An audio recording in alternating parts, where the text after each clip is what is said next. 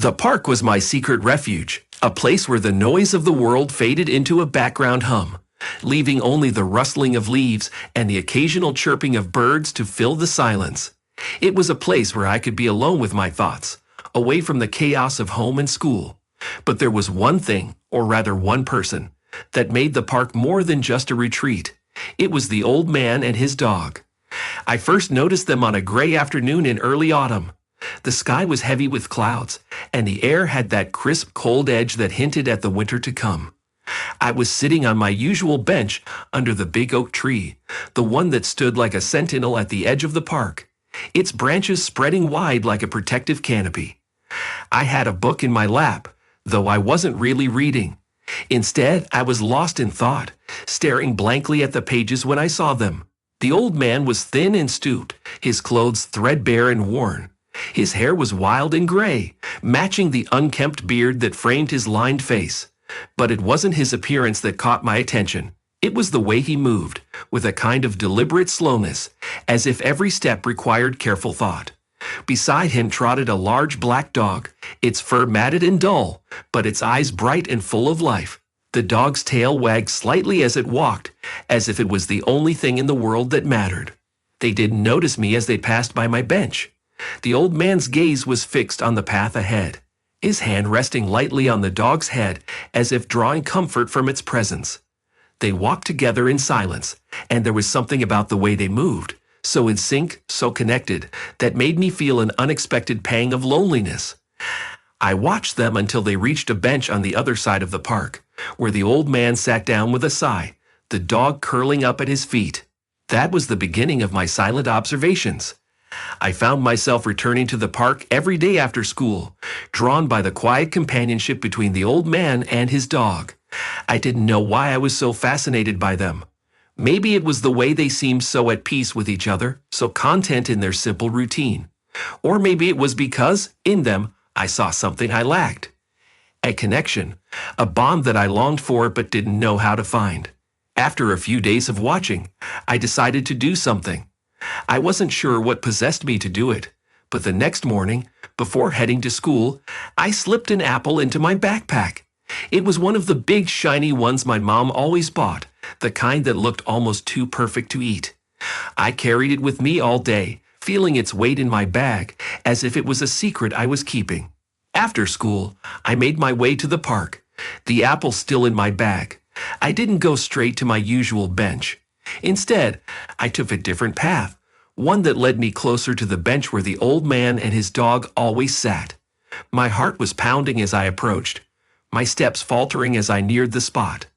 The old man was already there, as usual, his dog lying at his feet. I could feel my hands shaking as I reached into my bag, pulling out the apple. For a moment, I hesitated. What if he thought it was strange? What if he didn't like apples? But then I shook off the doubts, and with a quick glance around to make sure no one was watching, I placed the apple on the bench beside him and hurried away before he could see me. I didn't go far, just back to my usual bench under the oak tree, where I could watch from a distance. My heart was still racing, and I felt a strange mix of excitement and fear. What if he didn't notice the apple? Or worse, what if he did and threw it away? But as I watched, I saw him reach out, his hand brushing against the apple. He paused, his head turning slightly as if he was listening for something. Then, with a slow, deliberate motion, he picked up the apple and turned it over in his hands, studying it as if it was the most precious thing he'd ever seen. For a moment, he just sat there, holding the apple. Then he broke it in half and handed one piece to the dog, who took it eagerly, its tail wagging in delight. The old man smiled, a small, sad smile that made my chest tighten with something I couldn't quite name. He ate the other half of the apple slowly, savoring each bite, as if it was the best meal he'd had in a long time. I felt a rush of warmth, a sense of accomplishment that was both strange and exhilarating. I had done something small but meaningful. It was as if, in that simple act of leaving an apple, I had connected with the old man and his dog in a way that went beyond words. It was like I had become a part of their world, even if they didn't know it.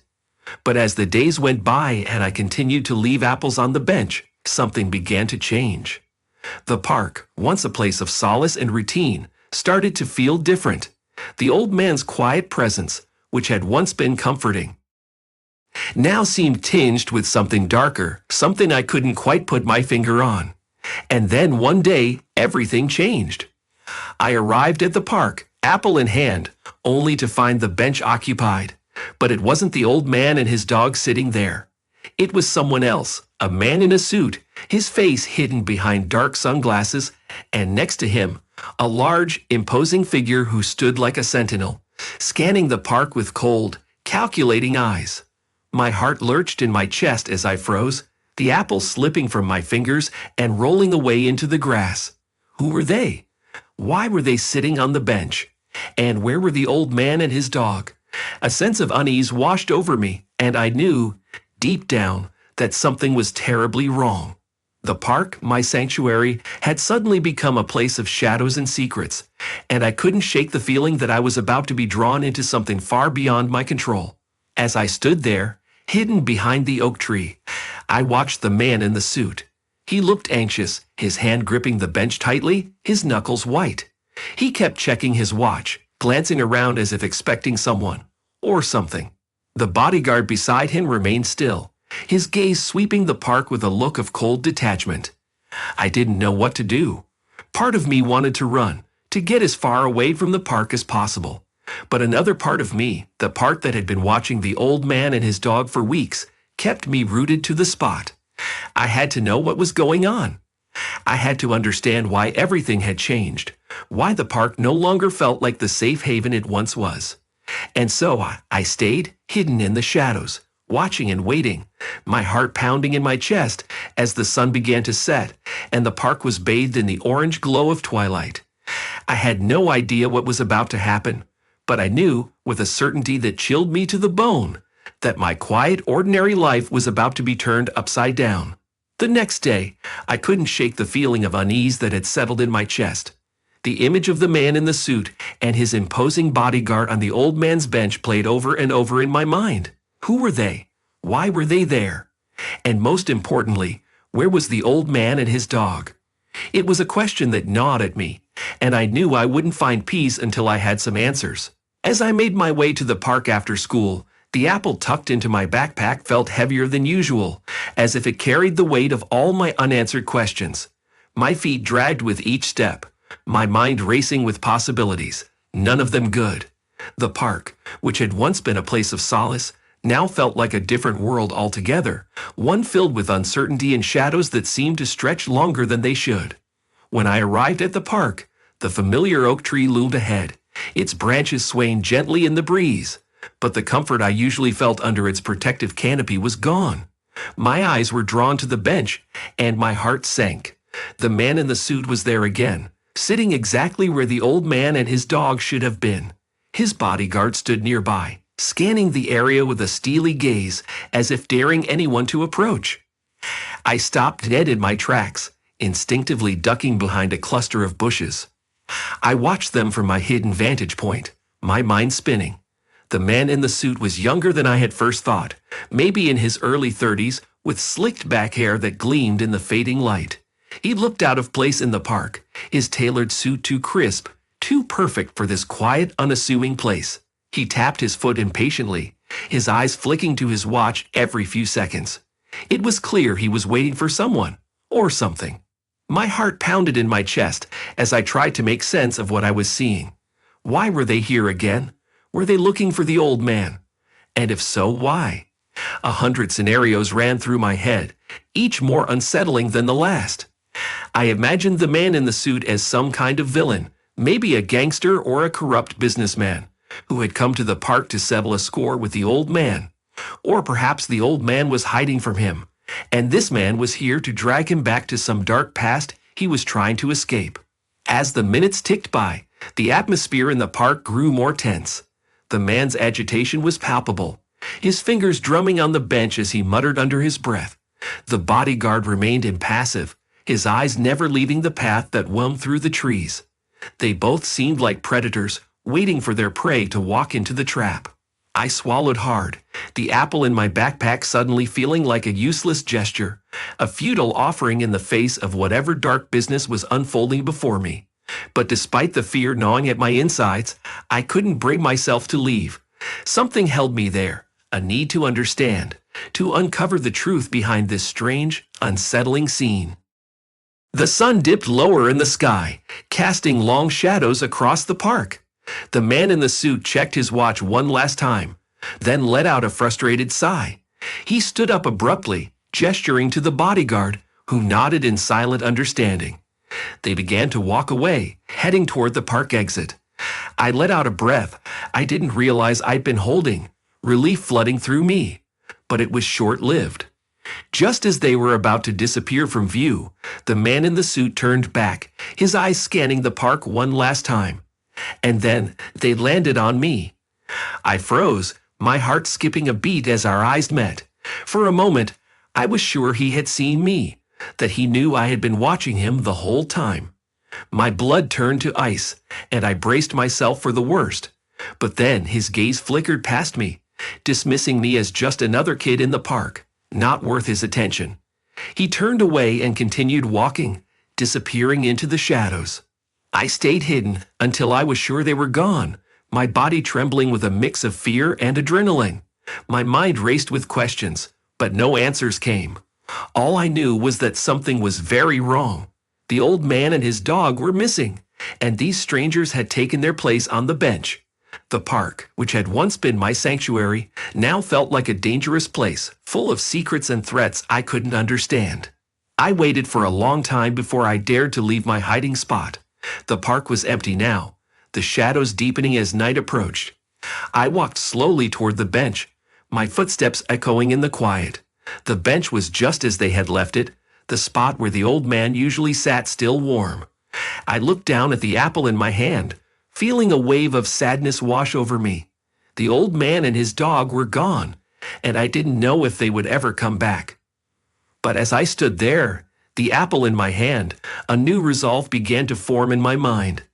I had to find out what had happened to them. I had to know why those men were here, and what they wanted with the old man. I didn't know how I was going to do it, but I knew I couldn't just walk away. Not now, not when everything felt so wrong. I placed the apple on the bench, just as I had done so many times before. But this time, it wasn't just a gesture of kindness. It was a promise. A promise to myself that I wouldn't let this go, that I would find the answers I was looking for, no matter what it took.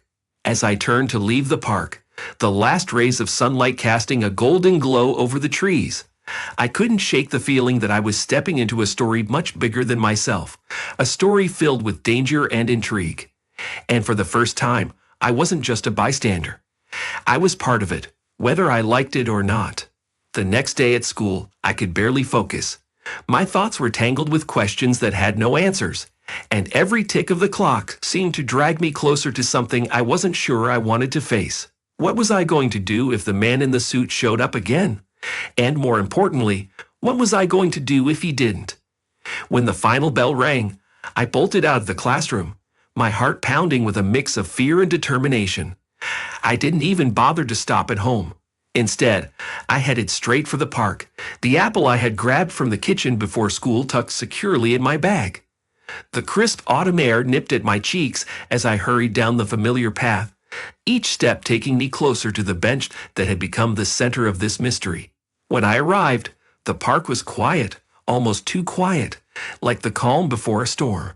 My eyes darted to the bench, my heart skipping a beat when I saw that it was empty. No old man, no dog, and no man in a suit. I wasn't sure if I felt relieved or disappointed. Maybe a bit of both. But the silence was unsettling, and I couldn't shake the feeling that something was about to happen. I made my way to the bench, my footsteps echoing in the stillness. I hesitated for a moment, then reached into my bag and pulled out the apple. My hand trembled as I placed it on the cold metal, the gesture feeling more futile than ever. I didn't know if the old man would return or if he'd ever see the apples I left, but something deep inside me wouldn't let me stop. It was as if I was trying to keep a connection alive, even though I had no idea if it still existed. I backed away from the bench, retreating to my usual spot behind the oak tree. I didn't know what I was waiting for. Maybe a sign, something to tell me what to do next. The minutes ticked by, each one dragging on longer than the last. The park remained empty, the silence growing heavier with each passing second. Just when I was about to give up and head home, I heard the crunch of footsteps on the gravel path. My heart leaped into my throat as I peeked around the tree. The man in the suit was back. He moved quickly, his eyes scanning the park with the same tense urgency as before. The bodyguard was with him, a looming presence that made the air feel thicker, more dangerous. They headed straight for the bench, and I held my breath, praying they wouldn't notice the apple I had just left. The man in the suit reached the bench and stopped dead in his tracks. His eyes locked onto the apple, and for a moment, his expression softened, a look of confusion and something else, something I couldn't quite name, crossing his face. He picked up the apple, turning it over in his hands just as the old man had done. But unlike the old man, he didn't break it in half or offer it to anyone. Instead, he held it tightly, almost protectively, as if it was a clue, a piece of a puzzle he was trying to solve. I'd watched, my heart pounding so loudly I was sure he could hear it. Why was he so interested in the apple? Did he know it was from me? And what did it have to do with the old man? My mind raced with questions, each one more urgent than the last. Then, as if sensing my presence, the man in the suit suddenly turned his head and looked directly at the oak tree where I was hiding. My breath caught in my throat, and for a split second, I thought about bolting, but something in his eyes stopped me. They weren't cold and calculating like I'd imagined. Instead, they were filled with something that looked a lot like sadness. "Hey kid," he called out, his voice unexpectedly gentle. "I know you're there. Come on out." Every instinct told me to run, to get as far away from this man as possible. But curiosity, that dangerous and irresistible force, held me in place. Slowly, I stepped out from behind the tree, my legs shaking with every step. The man in the suit watched me closely, his gaze intense but not unkind. The bodyguard took a step forward, but the man raised a hand, stopping him in his tracks. "It's okay," the man said, his voice calm. "I'm not going to hurt you. I just want to talk." I stopped a few feet away from him, my heart pounding in my ears.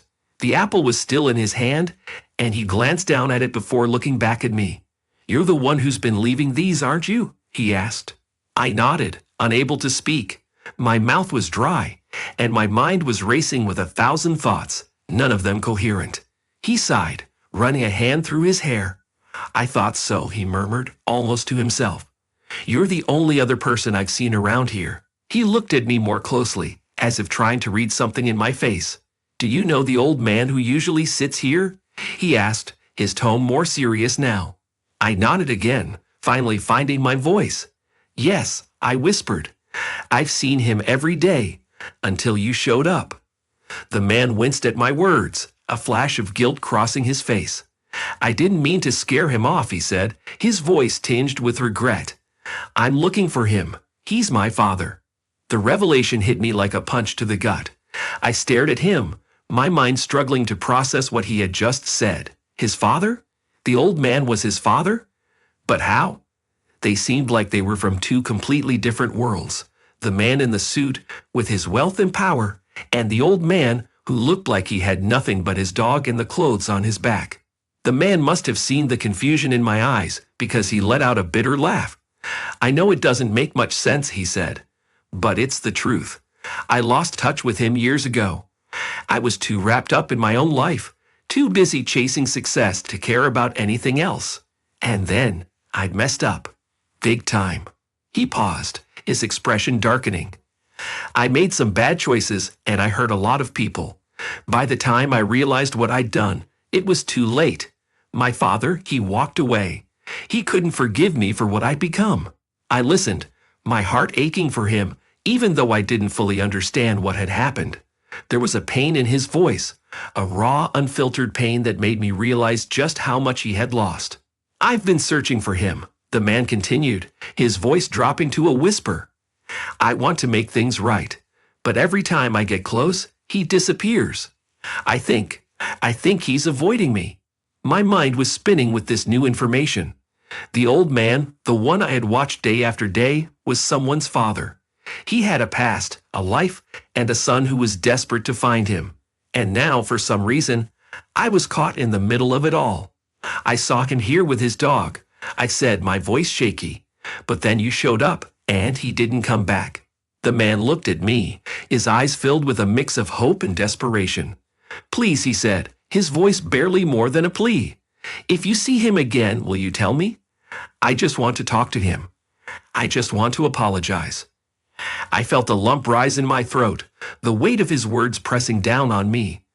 This wasn't just about a missing person. It was about a broken bond, a shattered relationship that had left deep scars on both sides. And somehow, without meaning to, I had become a part of it. I'll help you, I found myself saying, the words tumbling out before I could stop them. I'll tell you if I see him. The man's face lit up with gratitude, and for the first time, I saw a glimmer of hope in his eyes. Thank you, he said, his voice thick with emotion. You have no idea how much this means to me. He handed me a small card, his phone number written neatly on it. Call me if you see him, he said. Anytime, day or night. I'll be here. I took the card, my hand trembling slightly as I slipped it into my pocket. The man gave me a small, sad smile before turning and walking away, his bodyguard following closely behind. I watched them go, my mind swirling with thoughts and questions. As I stood there in the fading light, the apple still resting on the bench, I realized that this was more than just a mystery to solve. It was a story of loss and regret, of broken connections, and the desperate hope of mending them. And now I was a part of that story, whether I wanted to be or not. I turned to leave the park, the weight of the man's words heavy on my shoulders. The old man's absence had left a void, not just in the park, but in my life as well. I knew I had to find him, not just for the man in the suit, but for myself. I needed to know the truth, to understand why things had turned out this way. And as I walked away, the shadows of the park closing in around me. The morning after my conversation with the man in the suit, the park felt different. The air was charged with something electric, like the tense moments before a storm. I could hardly sleep the night before, my mind spinning with everything the man had told me. His father, the old man I'd been watching, the one I had felt an unspoken connection with, had a son who was desperate to find him. And somehow, I had become the bridge between them, the thread that could either tie their lives back together or snap under the weight of the past. I reached the park earlier than usual, the apple in my backpack feeling heavier than ever. My breath fogged in the cool morning air as I made my way to the bench. The oak tree stood tall and imposing, its leaves beginning to turn golden, a stark contrast to the shadows that had taken up residence in my thoughts. I didn't know what to expect today. Would the old man return? And if he did, would I have the courage to make the call? When I arrived, the bench was empty, as it had been for the past few days. The apple in my hand felt almost like a last offering, a final plea for things to go back to the way they were. But I knew that wasn't possible. Too much had changed, and now the park wasn't just a place of quiet escape. It was the epicenter of a storm I couldn't control. I placed the apple on the bench, my fingers lingering on its smooth surface as if I could somehow transfer my hopes into it. Then, I retreated to my usual spot behind the oak tree, my heart pounding with anticipation. I didn't have to wait long. As the sun climbed higher in the sky, casting long shadows across the park, I heard the familiar sound of footsteps on the gravel path. My breath caught in my throat as I peered around the tree, my heart pounding in my chest. The old man was there, walking slowly toward the bench, his faithful dog trotting beside him. But there was something different about him today, something heavier, as if he was carrying the weight of the world on his stooped shoulders. His eyes, usually distant and unfocused, were sharp, scanning the park with a mix of suspicion and wariness. It was as if he knew something was different, that today wasn't like the others. My fingers trembled as I pulled out the card with the man's phone number from my pocket. I knew what I had to do, but the thought of actually doing it made my stomach churn. What if the old man didn't want to see his son? What if I was making everything worse? But then I remembered the look in the man's eyes, the desperation in his voice, and I knew I couldn't back out now. With shaky hands, I dialed the number, each ring echoing in my ears like a countdown to something inevitable. It rang twice before he picked up. "Hello." The man's voice was tense, filled with a hope he was trying hard to suppress. "He's here," I whispered, my voice barely audible. "The old man. He's sitting on the bench." There was a pause, and for a moment, I thought he hadn't heard me. But then he spoke, his voice filled with urgency. "I'll be there in 5 minutes. Don't let him leave." The line went dead, and I stared at the phone in my hand, my heart racing. 5 minutes. That was all the time I had to keep the old man there, to make sure he didn't leave before his son arrived. But how was I supposed to do that without revealing myself, without breaking the fragile bond of trust that had formed between us? I watched as the old man sat down on the bench, his dog curling up at his feet. He looked tired, more tired than I had ever seen him, as if the simple act of sitting down had drained the last of his energy. His hand shook slightly as he reached for the apple, turning it over in his hand just as he always did. But this time he didn't smile. Instead, he stared at the apple for a long moment before placing it back on the bench, untouched. My heart clenched at the sight. This was a man who had seen too much, who had lost too much. And now, without realizing it, I was about to bring back the very thing he had been avoiding. Guilt gnawed at me, but I knew there was no turning back. I had made a promise, and I intended to keep it. The minutes stretched on, each one feeling like an eternity. I kept my eyes glued to the old man, my mind racing with what I would do if he tried to leave. But he didn't move. He just sat there, staring out at the park, lost in thoughts I couldn't begin to imagine. Then, just as I was beginning to think the man in the suit wouldn't show, I saw him. He was walking quickly down the path, his eyes locked onto the bench, his expression a mix of hope and fear. The bodyguard was with him, but this time he hung back, letting the man go ahead alone. I held my breath as the man approached the bench, his steps slowing as he drew closer. The old man hadn't noticed him yet. He was too absorbed in his thoughts. But the dog did. It lifted its head, its ears perking up, and let out a low growl. The old man looked down at the dog in surprise, and then his gaze followed the dog's line of sight. When he saw his son, he froze. For a moment, neither of them moved. The park seemed to hold its breath, the usual sounds of birds and rustling leaves falling away until there was nothing but the tense silence between them. The man in the suit took another step forward, his hands trembling at his sides.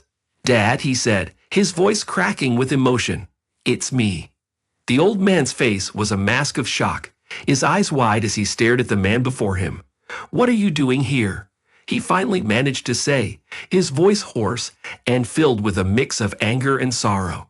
"I came to find you," the man replied, his voice barely more than a whisper. "I've been looking for you for so long. I just want to talk."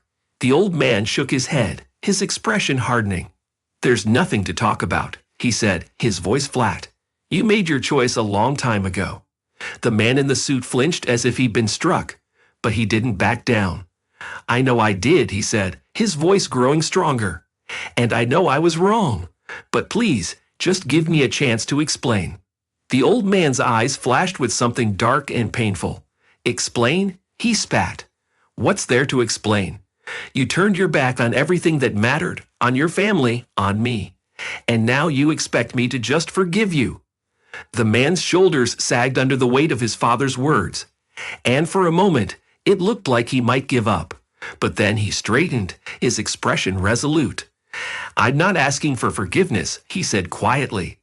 "I'm asking for a chance to make things right. I know I can't change the past, but I want to try to fix what I've broken." The old man stared at his son, his eyes narrowing as if he was searching for something, some sign of sincerity. The tension between them was almost unbearable, the air crackling with the unspoken pain that hung between them. Finally, the old man let out a long, weary sigh. "You don't know what you're asking," he said, his voice filled with a deep sadness. "You can't just walk back into my life and expect everything to be okay." "I don't expect that," the man replied, his voice trembling. "But I'm here now, and I want to try. I need to try." There was a long silence as the old man studied his son, the anger and hurt warring with something else, something softer, something that looked a lot like hope. Then slowly the old man nodded. "All right," he said, his voice barely audible. "We can talk. But I'm not promising anything." The man in the suit let out a breath he hadn't realized he was holding, a small, relieved smile tugging at his lips. "Thank you," he said, his voice thick with emotion. They sat down on the bench together, the space between them still filled with the weight of years of hurt and regret. The dog settled back down at their feet, its growl fading into a contented sigh as it rested its head on its paws. I watched from my hiding place, my heart swelling with a mix of emotions I couldn't quite name. Relief, hope, sadness, they all blended together, leaving me feeling both lighter and heavier at the same time.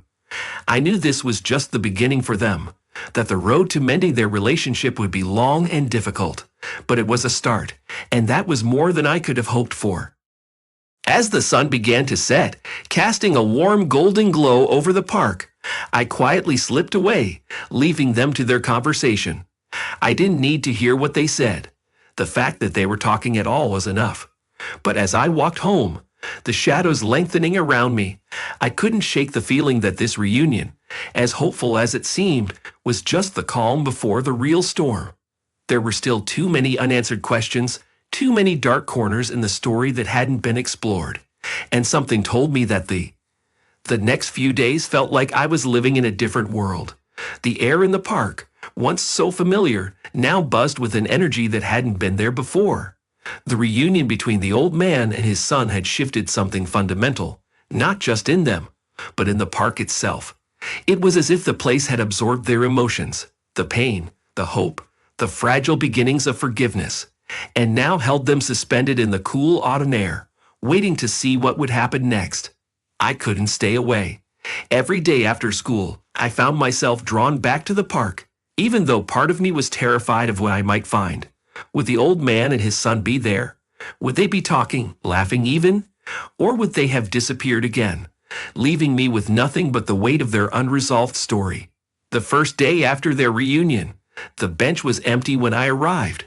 A pang of disappointment hit me, but I quickly reminded myself that this was a process. They couldn't just fix years of hurt overnight. Maybe they needed space, time to sort through the tangled mess of their past.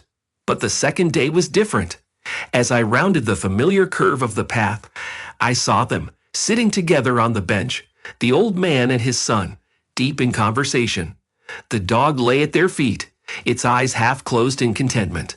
They weren't laughing, but they weren't arguing either. It was a quiet, almost tentative peace, like two soldiers laying down their weapons after a long, brutal battle, unsure of what to do now that the fighting was over.